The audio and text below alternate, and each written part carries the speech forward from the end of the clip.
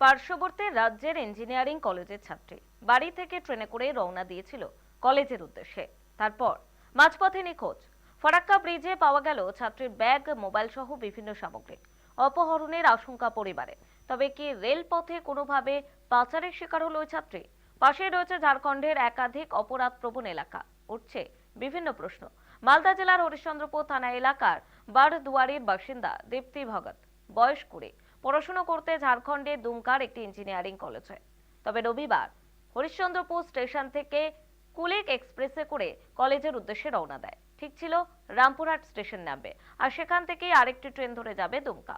Malda town station ঢোকার আগে পরিবারের সঙ্গে শেষবারের মতো ফোনে কথা হয়, কিন্তু তারপর থেকে নিখোঁজ।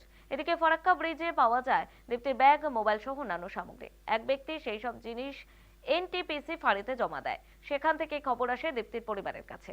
এই মুহূর্তে চরম দুশ্চিন্তায় গোটা পরিবার। কোথায় নিয়ে যাওয়া হয়েছে দীপ্তিকে, ক্রমশ দানা বাঁধছে রহস্য। পরিবারের পক্ষ থেকে হরিশ্চন্দ্রপুর থানায় লিখিত অভিযোগও দায়ের করা হয়েছে।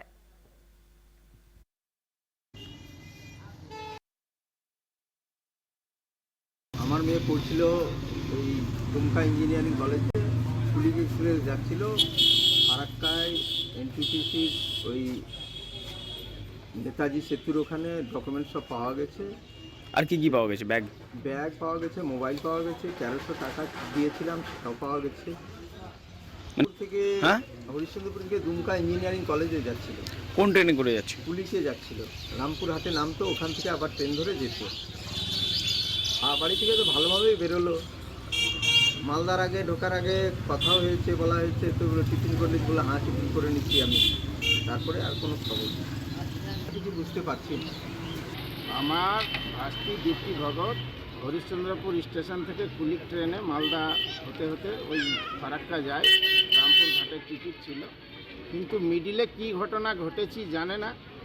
এইবার কোনো অপহরণ করেছে দুষ্কৃতীরা, কিছু হয়েছে ঘটনা, হয়তো সেটা তদন্ত করা হোক প্রশাসনের মাধ্যমে, যাতে ওই দুষ্কৃতীরা এবং আমার মেয়েকে ফিরিয়ে পেতে পারি।